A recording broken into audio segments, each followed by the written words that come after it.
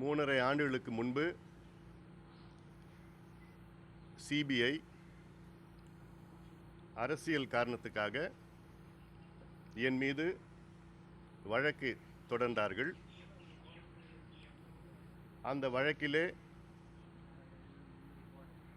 நான் சம்பந்தப்படவில்லை என்று, என் பெயரை நீக்க வேண்டும் என்றும் 3.5 ஆண்டுகளுக்கு முன்பு நான் ஒரு டிஸ்சார்ஜ் பெட்டிஷன் நான் போட்டிருந்தேன். இந்த 3.5 ஆண்டுகளில் 3 நீதிபதிகள் அதை கேட்டு இன்று 4வது நீதிபதியாக இன்று வந்து என்னுடைய டிஸ்சார்ஜ் பெட்டிஷனை அதை பரிசீலனை செய்து அந்த பெட்டிஷனை நிராகரித்திருக்கின்றார். அவ்வளவுதான். மொத்தத்தில் இன்று நடந்தது, என்னுடைய டிஸ்சார்ஜ் பெட்டிஷன் அதை நிராகரித்திருக்கின்றார் நீதிபதி. இன்னும் வழக்கு சம்பந்தமாக இன்னும் எந்த ஒரு தொடர்பு இல்லை.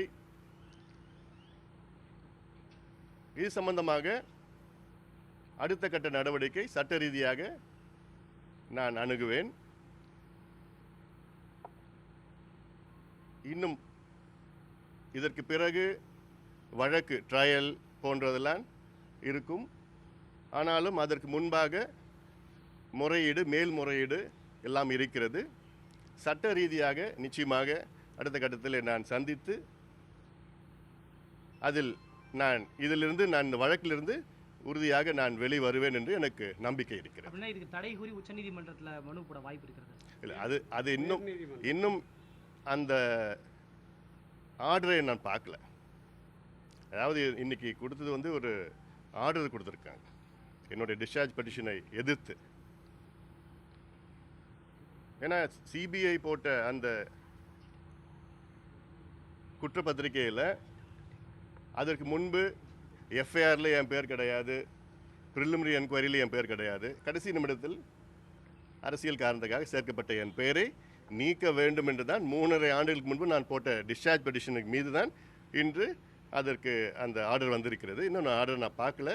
முழுவதும் படித்துவிட்டு பிறகு என்னுடைய வழக்கறிஞர்கள் வைத்து அடுத்த கட்ட நடவடிக்கைகள் நான். இந்த வழக்கையே நீங்கள் ஐக்கிய முற்போக்கு கூட்டணி வெளியேறதுக்காக உங்க மீது போடப்பட வழக்கு ஏற்கனவே சொல்லியிருந்தீங்க. இப்பேற்பட்ட ஒரு சூழ்நிலையில் நீங்கள் முதல் வேட்பாளராக நிற்கிறீங்க. இன்னைக்கு உங்கள் மீது சார்ஜஸ் பதிவு பண்ணப்பட்டதில் மத்திய அரசினுடைய ஒரு அரசியல் ஒரு காரணம் இருக்க வாய்ப்பு இருக்குன்னு நினைக்கிறீங்க? அதை பற்றி எனக்கு எதுவும் தெரியாது. இது சம்பந்தமாக என்னுடைய எதுவும் இந்த நேரத்தில் என்னுடைய கருத்துக்கள் எதுவும் சொல்ல முடியாது. அடுத்த கட்ட நடவடிக்கை நான் என்ன இந்த சம்பந்தமாக இன்றைக்கி நீதிபதி கொடுத்த அந்த ஆர்டரில் என்னென்ன இருக்குன்னு நான் இன்னும் படிக்கலை. நான் படித்த பிறகு என்னுடைய வழக்கறிஞர்களை வைத்து அடுத்த கட்ட நடவடிக்கைகள் நான் ஏற்படுவேன். 2016ஆம் ஆண்டுக்கான சட்டமன்ற தேர்தலில் முதலமைச்சர் வேட்பாளராக நீங்கள் முன்னிறுத்தப்பட்டிருக்கீங்க. இந்த ஒரு சூழலில் இது இது உங்களுக்கு ஒரு பின்னடைவாக நீங்கள்? நிச்சயமாக கிடையாது. இது பின்னடைவே கிடையாது. இதில் ஏன்னா இன்னும் வழக்கே தொடரலை. ட்ரையல் கோர்ட்டில் இன்னும் வழக்கே தொடரலை. முதல் கட்டத்தில் சார்ஜ் ஷீட் ஃபைல் பண்ணியிருக்கிறாங்க.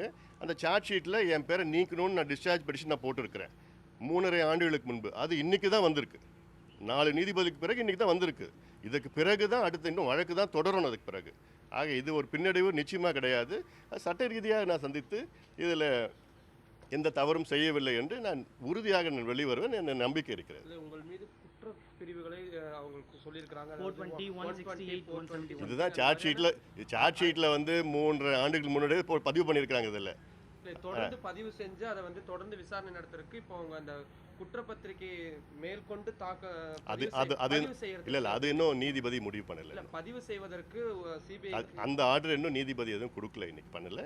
என்னுடைய பெட்டிஷனுக்கு ஏற்பதா எதிர்த்து தான் அவர் ஆர்டர் கொடுத்துருக்காரு தவிர இது சம்பந்தமா வேற எதுவுமே ஆர்டர் கொடுக்கல. நவம்பர் 2ஆம் தேதி நடக்கக்கூடிய விசாரணையில என்னென்ன விஷயங்கள்லாம் நீங்க முன்னெடுக்க போறீங்க? அன்னைக்கு நீ நவம்பர் 2ஆம் தேதி பார்க்கலாம். சார், தொடர்ந்து தமிழகத்தில் பாமக ஒரு மாற்று அரசியல் முன்னெடுத்துட்டு இருக்காங்க. திமுக, அதிமுக இரண்டுமே ஒரு ஊழல் கட்சி அப்படி சொல்லிருக்காங்க. இந்த ஒரு சூழல அதே போன்ற ஒரு குற்றச்சாட்டுல தற்போது நீதிமன்றம் குற்றச்சாட்டுகளை பதிவு செய்திருக்கிறது. இதை நீங்க எப்படி பார்க்க? அதாவது இது நான் கடந்த முறையே சொல்லியிருக்கிறேன்.